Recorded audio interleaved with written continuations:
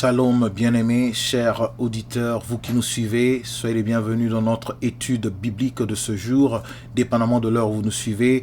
Aujourd'hui, nous allons aborder le grand thème de l'avènement du Seigneur Jésus-Christ, qui est un thème très important et très, crucial dans notre marche avec le Seigneur. Donc, rapidement, l'avènement du Seigneur Jésus-Christ, bien-aimés, en tant qu'étudiants des Écritures, quand on nous parle de l'avènement, on fait référence au retour du Seigneur Jésus-Christ, de l'avènement du Fils de l'homme, comme il le dit lui-même, qu'il est très important, bien-aimé, que nous puissions nous préparer, nous, en tant qu'enfants de Dieu, pour recevoir le Messie qui a fait son ascension devant les disciples, bien-aimés, et les anges qui ont dit aux disciples, pendant que le Seigneur montait dans le ciel, dans Actes le chapitre 1, ils ont dit de la même manière que le Seigneur Jésus-Christ est allé, bien-aimé, de la même manière, nous le verrons revenir. Alors, ici, dans le cadre de cette étude, bien-aimé, nous allons voir que les disciples étaient avec le Seigneur Jésus-Christ dans le mont Olivier, au 24e chapitre du livre de Matthieu, bien-aimé, lorsque les disciples ont posé une question au Seigneur Jésus-Christ, qui était de savoir quand est-ce que la destruction du temple de Jérusalem aurait lieu et quel serait le signe de son avènement et de la fin du monde. Jésus leur a expliqué, bien-aimés, les différentes phases dans un long exposé allant de la destruction du temple 70 ans après la mort du Seigneur Jésus-Christ jusqu'au jugement dernier qui mettra un terme à l'existence de notre monde. Donc c'est là l'exposé du Seigneur Jésus-Christ a commencé dans le 24e chapitre de Matthieu, et il est allé jusqu'au 25e chapitre du livre de Matthieu, et cela renferme un total de 97 versets, et cela, bien aimé, représente en fait le plus long discours du Seigneur que les auteurs des évangiles nous aient rapporté, et ainsi nous présente aussi l'importance de l'enseignement que nous sommes sur le point de partager avec vous. Dans le 24e chapitre de Matthieu, la parole de Dieu nous dit: car comme l'éclair part de l'Orient et se montre jusqu'en Occident, ainsi sera l'avènement du Fils de l'homme. Ce qui arriva au temps de Noé arrivera de même à l'avènement du Fils de l'homme. Et ils ne se doutèrent de rien jusqu'à ce que le déluge vint et les emporta tous. Il en sera de même à l'avènement du Fils de l'homme. Pierre nous parle dans 2 Pierre le chapitre 1 le verset 16. Ce n'est pas en effet en suivant des fables habilement conçues que nous vous avons fait connaître la puissance et l'avènement de notre Seigneur Jésus-Christ, mais c'est comme ayant vu sa majesté de nos propres yeux. Jacques 5, 7 nous dit: soyez patients frères jusqu'à l'avènement du Seigneur. Voici le laboureur attend le précieux fruit de la terre, prenant patience à son égard, jusqu'à ce qu'il ait reçu les pluies de la première et de l'arrière-saison. Vous aussi, soyez patients, affermissez vos cœurs, car l'avènement du Seigneur est proche. 1 Jean 2, 28 nous dit: et maintenant, enfants, petits-enfants, demeurez en lui, afin que lorsqu'il apparaîtra, nous ayons de l'assurance et qu'à son avènement, nous ne soyons pas confus et éloignés de lui. Bien-aimés, l'idée, bien-aimés, de l'avènement, bien-aimés, nous voulons ressortir en fait l'idée qui ressort de ce mot grec, bien-aimé, qui nous parle de parousia. Parce que quand on parle de l'avènement du Seigneur, on utilise 4 mots principalement en grec, ces mots sont les suivants: parousia, epiphanéa, on nous parle de éleusis, on nous parle de apocalypsis. Et dans le cadre de cette étude, on aimerait beaucoup plus ressortir le volet parousia qui exprime mieux la pensée de la parution du Seigneur. Donc, le parousia, bien-aimé, désigne l'arrivée ou la parution d'une personne ou d'une chose jusque-là cachée. Jusque-là cachée. La parole de Dieu nous dit: nous ne savons ni le temps, nous ne savons ni l'heure. C'est pour cela que, bien-aimé, nous devons nous préparer en toutes circonstances, parce que nous ne savons ni le temps, nous ne savons ni l'heure, et nous ne voulons en aucun moment ou d'aucune manière être pris en surprise. Bien-aimés, quand nous lisons la parole de Dieu dans le Nouveau Testament, bien-aimés, de Matthieu à Apocalypse, nous voyons que le Nouveau Testament est interpréter ou présenter de manière très précise et concise. On commence premièrement à nous présenter le ministère du Seigneur Jésus-Christ dans les 4 évangiles, et deuxièmement, on nous parle ou on nous montre la naissance de l'Église dans les actes des apôtres, bien-aimés, et tout de suite après, bien-aimés, on nous parle, bien-aimés, des enseignements et de la doctrine de l'Église. Et quatrièmement, ou la quatrième partie ou la dernière partie du Nouveau Testament, bien-aimés, on nous présente beaucoup plus les mises en garde contre les faux prophètes et les enseignants qui ont gagné du terrain. Bien-aimés, par rapport à l'enlèvement du Seigneur Jésus-Christ, le Seigneur a dit dans Matthieu 13, 23 que nous puissions, gardez-vous, soyez vigilants, car je vous ai tout dit à l'avance, bien-aimé. Paul qui écrivait à Timothée, il a dit dans 2 Timothée le chapitre 4, le verset 8, il dit: désormais la couronne de justice m'est réservée. Le Seigneur, le juste juge, me la donnera dans ce jour-là. Et non seulement à moi, mais encore à tous ceux qui auront aimé son avènement. Dans l'église, bien aimé, nous avons 2 groupes de personnes. On a le premier groupe de personnes qui attendent de pied ferme l'apparition du Seigneur Jésus-Christ, et un deuxième groupe de personnes qui vont à l'église, mais qui n'attendent pas du tout le retour du Seigneur Jésus-Christ. Le croyant, bien aimé, a des bonnes raisons pour attendre l'avènement du Seigneur Jésus-Christ. Parmi ces raisons, je vais juste vous en donner 4. On peut en avoir plusieurs, mais je vais juste vous en donner 4. L'avènement, pourquoi s'attendre à l'avènement du Seigneur Jésus-Christ? Il y a plusieurs bénéfices attachés à cela. Premièrement, le croyant devrait s'attendre à l'avènement du Seigneur Jésus-Christ parce que la Bible nous dit que le corps du croyant, le corps physique du croyant sera transformé en un corps glorieux. Bien-aimé, comment ne pas s'attendre à l'avènement du Seigneur Jésus-Christ? C'est pour cela que Paul pouvait dire, bien-aimé, dans 1 Thessaloniciens le chapitre 4, bien-aimé, et 1 Corinthiens 15, 52, il nous dit: je vous dis un mystère. C'est un mystère, bien-aimé, la transformation du corps physique en corps glorieux. Il dit: je vous dis un mystère, nous ne mourrons pas tous, mais nous serons tous changés. En un instant, en un clin d'œil, à la dernière trompette, la trompette sonnera, et les morts ressusciteront incorruptibles, et nous serons changés. Car il faut que ce corps corruptible revête l'incorruptibilité, et que ce corps mortel revête l'immortalité. La parole de Dieu dit dans 1 Jean 2, 8, tel il est, tel nous serons, tel il est, tel nous serons. 1 Jean 3, 2 nous dit: bien-aimés, nous sommes maintenant enfants de Dieu, et ce que nous serons n'a pas encore été manifesté, mais nous savons que lorsque cela sera manifesté, nous serons semblables à lui, parce que nous le verrons tel qu'il est. Deuxième raison, bien-aimé, pourquoi le croyant devrait-il s'attendre à l'avènement du Seigneur Jésus-Christ? L'avènement du Seigneur Jésus-Christ, bien-aimé, marque notre union avec le Seigneur Jésus-Christ comme notre époux, bien-aimé, lors du repas des noces. La parole de Dieu nous dit que quand nous allons rencontrer le Seigneur Jésus-Christ, quand il reviendra pour prendre ces élus, nous allons le rencontrer dans le ciel, bien-aimé, et à partir de ce moment, nous serons unis avec lui pour ne plus jamais être séparés avec lui. C'est ça que 1 Thessaloniciens 4, 17 nous dit: ensuite, nous les vivants qui serons restés, nous serons tous ensemble enlevés avec eux sur des nuées à la rencontre du Seigneur dans les airs, et ainsi nous serons toujours avec le Seigneur. Pourquoi s'attendre à l'avènement du Seigneur? Parce que nous serons toujours avec le Seigneur. Troisième raison, bien-aimé, l'avènement du Seigneur marque la fin de nos souffrances, de nos douleurs, des crises, des guerres, des pandémies, des contaminations. Et ça marque la fin, bien-aimé, des douleurs, de la souffrance des croyants. Bien-aimé, Apocalypse 21, 4 nous dit: il essuiera toute larme de leurs yeux, et la mort ne sera plus, et il n'y aura plus ni deuil, ni cri, ni douleur, car les premières choses auront disparu, bien-aimé. La quatrième raison que je peux vous donner, c'est que l'avènement du Seigneur Jésus-Christ entraînera la libération de la création des liens de la corruption. La création tout entière sera libérée des liens de la corruption et de toute futilité. Romains 8, 19 nous dit: aussi la création attend-elle avec ardent désir l'avènement du Fils de l'homme.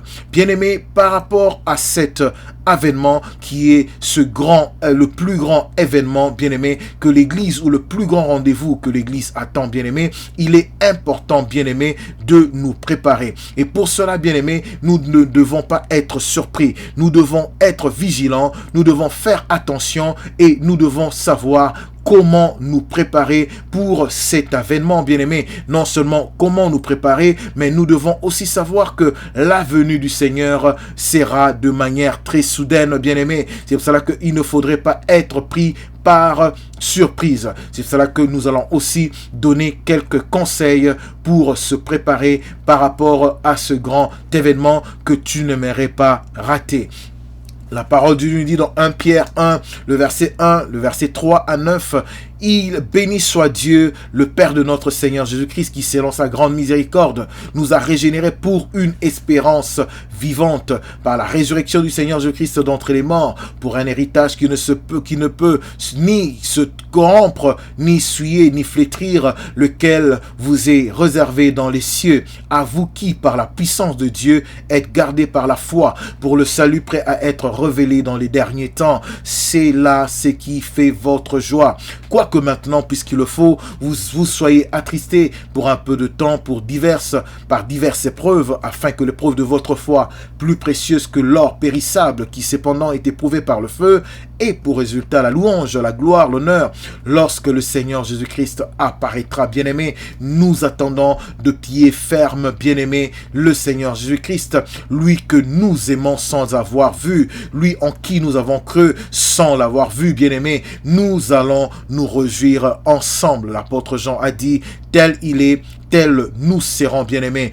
Peut-être que la flamme de notre espérance est moins vide et moins vive, bien-aimé, mais je prie que le feu de notre premier amour, bien-aimé, puisse encore fleurir, que le feu puisse encore brûler en nous et que notre amour, bien-aimé, qui s'est peut-être refroidi d'une manière ou d'une autre, puisse encore être en feu, bien-aimé, à la lecture de ses promesses. Alors je dirais à une personne qui nous suit qu'il est temps de se réveiller, car la parole de Dieu nous dit dans Romains 13, 11, cela importe d'autant plus que vous savez en quel temps nous sommes. C'est l'heure de vous réveiller enfin du sommeil, car maintenant le salut est plus près de nous que lorsque nous avons cru, bien-aimés. Rappelons-nous ce que le Seigneur Jésus-Christ a dit, bien-aimé, aux 7 églises dans Apocalypse. Il dit, je connais tes œuvres, ton travail et ta persévérance. Je sais que tu ne peux supporter les méchants et tu as éprouvé ceux qui se disent apôtres et qui ne le sont pas,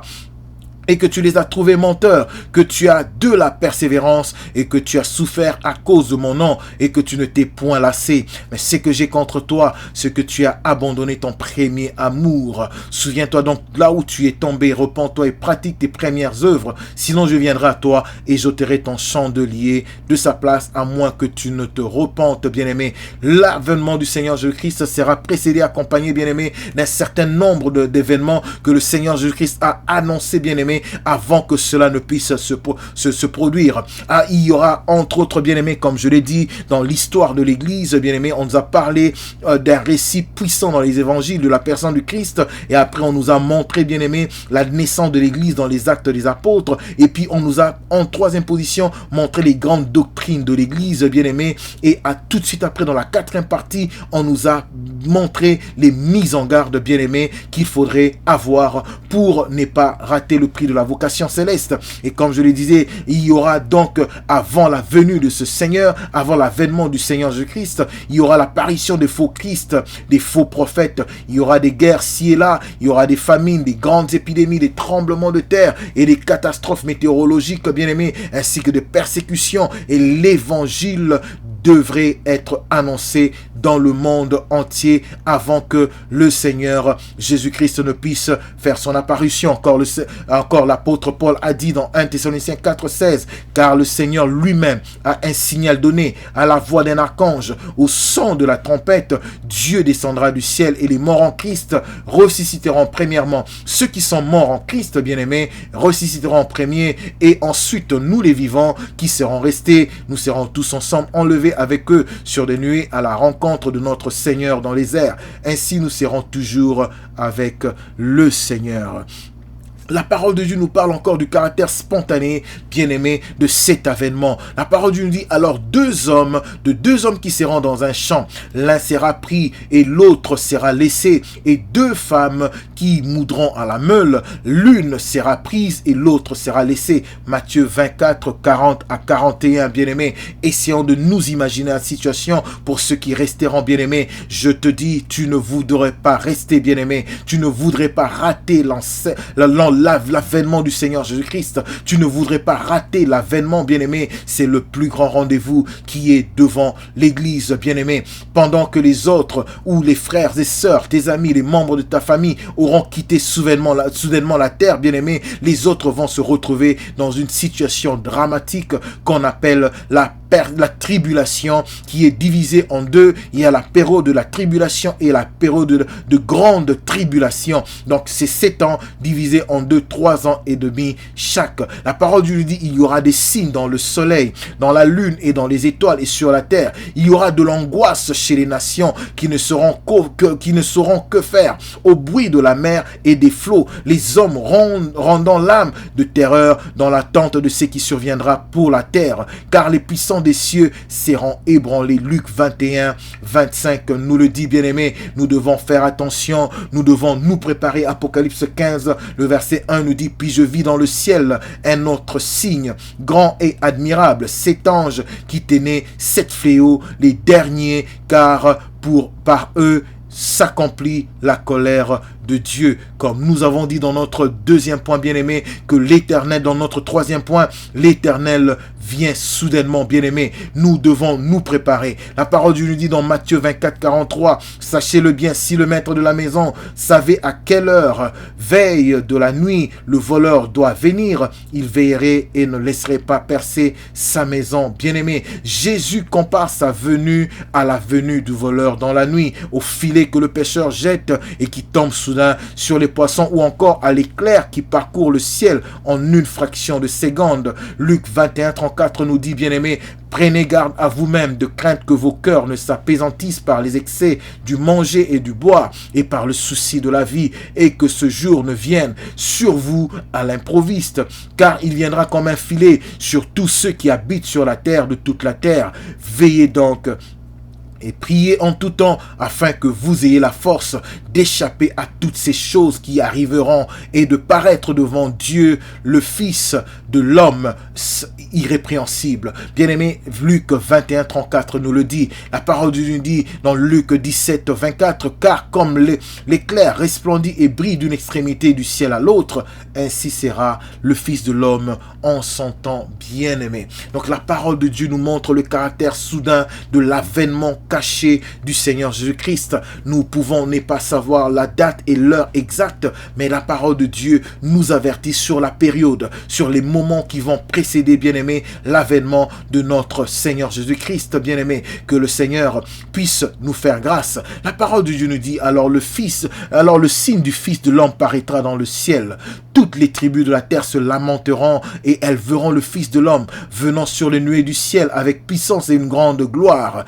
Il enverra ses anges avec la trompette retentissante et ils rassembleront ses élus des 4 vents depuis une extrémité des cieux jusqu'à l'autre. Bien-aimé, comment on se prépare par rapport à la venue du Seigneur Jésus-Christ. Que le Seigneur puisse nous faire grâce, bien-aimés. La parole de Dieu nous dit que les hommes seront surpris, car ils seront dans les ténèbres. Mais ceux qui veillent et attendent le Seigneur ne seront pas pris à l'improviste. Pourquoi? Parce qu'ils vont prendre en garde les exhortations que la parole de Dieu nous donne, bien-aimés. Ils vont se préparer, ils vont lire les précautions que la parole de Dieu nous donne. Ils vont se conformer aux exigences de la parole de Dieu pour ne pas rater ce moment glorieux. Alors rapidement, bien-aimés, j'aimerais vous présenter les exigences bibliques pour se préparer à ce grand événement, bien-aimé, que personne ne voudrait rater, bien-aimé, à cet événement de gloire, à cet événement de puissance, à ce plus grand rendez-vous, bien-aimé, de l'Église. Que le Seigneur puisse nous faire grâce. En premier, bien-aimé, j'aimerais parler de la sainteté personnelle. Il est très important, bien-aimé, de marcher dans la sanctification. Paul dit à Tite dans Tite 2, 11, car la grâce de Dieu, source du salut pour tous les hommes, a été manifestée. Elle nous enseigne à renoncer à l'impiété et aux convoitises mondaines et à vivre dans le siècle présent selon la sagesse, la justice et la piété, en attendant la bienheureuse espérance. La parole de Dieu nous parle de l'avènement du Seigneur Jésus-Christ, du retour du Seigneur Jésus-Christ comme étant la bienheureuse espérance du croyant. Il nous dit en attendant la bienheureuse espérance et la manifestation de la gloire du grand Dieu et de notre Seigneur Jésus-Christ, bien-aimé. La plus grande motivation du croyant, bien-aimé, de mener une vie sainte devrait être l'attente de l'avènement de notre Seigneur Jésus-Christ. Là où le chrétien, bien-aimé, ne vit pas dans l'attente du Seigneur Jésus-Christ, l'accent sur la sainteté est bien moindre. Bien-aimé, que le Seigneur puisse nous aider et que nous puissions réellement être prêts, bien-aimé, pour la rencontre du Messie. En deuxième point, j'aimerais vous parler de l'importance d'avoir un cœur irréprochable, un cœur net devant Dieu. La parole de Dieu nous dit dans 1 Thessaloniciens 3:12 que le Seigneur augmente de plus en plus parmi vous et à l'égard de tous cette charité que nous avons nous-mêmes pour vous, afin d'affermir vos cœurs pour qu'ils soient irréprochables dans la sainteté devant Dieu notre Père lors de l'avènement de notre Seigneur Jésus-Christ avec tous ses saints. Bien-aimés, nos cœurs doivent être affermis afin d'être irréprochables dans la sainteté. Nous devons être fidèles, bien-aimés, dans chaque tâche que nous devons accomplir avant l'avènement du Seigneur Jésus-Christ. Nous devons, bien-aimés, nous appliquer à l'exhortation que Barnabas adressa, bien-aimé, aux chrétiens de Antioche, en disant, bien-aimé, que dans Acte 11, 23, il dit, il les exhorta tous à demeurer attachés au Seigneur de tout leur cœur. Il les exhorta tous à s'attacher au Seigneur de tout leur cœur. Bien-aimés, que Dieu puisse nous faire grâce, que nous puissions avoir un cœur irréprochable devant Dieu. En troisième position, j'aimerais vous parler de la paix que nous devons rechercher. Et cette paix, bien-aimés, c'est la paix avec Dieu et la paix avec les hommes. 2 Pierre, le chapitre 3, le verset 12, la parole de Dieu nous dit, « Tandis que vous attendez et hâtez l'avènement du Seigneur, du jour de Dieu, à cause duquel les cieux enflammés se dissoudront et les éléments embrasés se fondront, mais nous attendons, selon la promesse, de nouveaux cieux et une nouvelle terre où la justice habitera. C'est pourquoi, bien-aimés, en attendant ces choses, appliquez-vous à être trouvés par lui sans tache et irrépréhensible dans la paix. Sans tache et irrépréhensible dans la paix. La parole de Dieu nous dit, recherchez la paix et la sanctification sans laquelle personne ne verra Dieu. Il est de notre responsabilité en tant que croyants bien-aimés de faire tout ce qui est de notre pouvoir pour être en paix avec les membres de notre famille, être en paix en couple, au travail, être en paix dans les relations d'amitié, dans la société, dans le voisinage, à l'église et ainsi de suite. Que le Seigneur puisse nous faire grâce, que nous ne puissions pas rater ce grand événement. Que le Seigneur puisse encore nous aider par son Saint-Esprit. Le quatrième point que j'aimerais aborder avec vous, c'est être sans tache, bien-aimé. Être trouvé sans tache. Mais quand on nous parle d'être trouvé sans tache, bien-aimé, cela fait référence aux vêtements de justice que Dieu nous a donnés. À chaque fois, bien-aimé, que nous péchons, bien-aimé, le péché est comme une tache que nous mettons sur notre vêtement de justice. Mais c'est quoi donc cet événement ce vêtement de justice? Le vêtement de justice est ce vêtement que Dieu nous revêt après que nous ayons donné notre vie au Seigneur Jésus-Christ. Le Seigneur Jésus-Christ nous justifie par son sang. C'est l'œuvre de la croix. Ça n'a rien à voir avec nos œuvres, bien-aimés.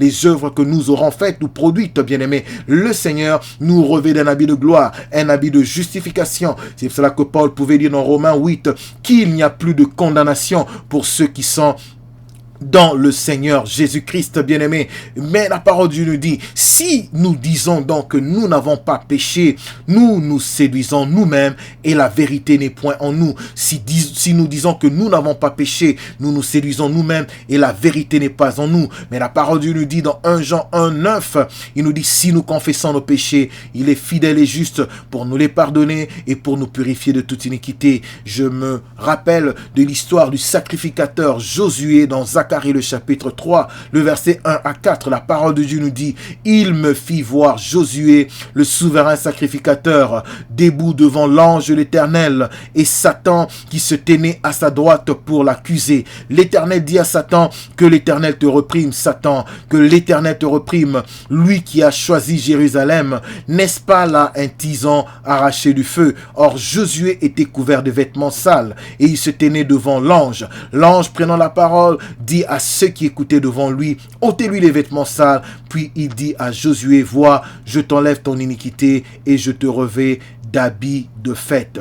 Ma prière, bien-aimé, est que tu puisses être revêtu d'un habit de fête, bien-aimé, que tu puisses être revêtu d'un habit de fête, que le Seigneur puisse nous revêtir de ce revêtement de gloire, qui va témoigner la gloire de Dieu, ce revêtement de justice, bien-aimé, qui ne doit être souillé, qui ne peut en aucun cas, bien-aimé, être entaché par notre mauvaise manière de vivre, bien-aimé, que le Seigneur puisse nous faire grâce, que nous puissions nous comporter, bien-aimés, en vainqueurs, et que nous puissions en tout temps, bien-aimés, garder, bien-aimés, cette attitude de l'attente de l'avènement de notre Seigneur Jésus-Christ. Bien-aimé, le livre de Matthieu, le chapitre 25, le verset 1 à 13, nous parle de l'histoire des 10 vierges. Parmi ces 10 vierges, il y avait 5 qui étaient sages, qui avaient préparé l'huile pour l'avènement du Seigneur, la rencontre avec l'époux. Et il y avait 5 autres qui n'étaient pas du tout préparés pour rencontrer le Seigneur. Quand le Seigneur Jésus-Christ s'est révélé, quand il est apparu, bien-aimé, et les 5 vierges qui étaient folles n'ont pas pu, bien-aimé, rencontrer le Seigneur Jésus-Christ. Encore une fois de plus, préparons-nous pour l'avènement du Seigneur. Il y a un grand avantage qui est attaché, beaucoup de bénéfices pour le croyant, bien-aimé, de s'attacher à cela, de continuer de croire au Seigneur, de se préparer et de vivre conformément à ce que la parole de Dieu dit, bien-aimé. Rappelez-vous, la parole de Dieu nous dit: ce qui arriva au temps de Noé arrivera de la même manière à l'avènement du Fils de l'homme. Ils ne se doutèrent de rien jusqu'à ce que le déluge vint et les emporta tous. Il en sera de même à l'avènement du Fils de l'homme. Il en sera de même à l'avènement du Fils de l'homme. L'apôtre Jean dit: et maintenant, petits enfants, demeurez en lui. C'est une exhortation, un appel à demeurer en lui, toi qui m'entends, toi qui me suis, afin que lorsqu'il apparaîtra, que nous ayons de l'assurance et qu'à son avènement, nous ne soyons pas confus et éloignés. 1 Thessaloniciens 4:15 nous dit: voici en effet ce que nous vous déclarons d'après la parole du Seigneur. Nous les vivants restés pour l'avènement du Seigneur, nous ne dévancerons pas les morts. Nous ne dévancerons pas les morts, bien-aimés. Nous ne dévancerons pas les morts. Que le Seigneur puisse nous faire grâce, bien-aimés, que nous puissions être préparés dans l'esprit de Romains 13:11 qui nous dit: cela importe d'autant plus que vous savez en quel temps nous sommes. C'est l'heure de vous réveiller en fin du sommeil, car maintenant le salut est plus près de nous que lorsque nous avons cru. Que le Seigneur puisse vous faire grâce, que le Seigneur puisse vous bénir. C'était votre serviteur, le pasteur Aimé, qui vous a partagé cette parole, et nous espérons que nous étions d'une grande édification pour une personne. À notre prochaine émission. Que la paix du Seigneur soit avec vous. Maranatha, on attend la venue de notre Seigneur Jésus-Christ. Que Dieu vous bénisse.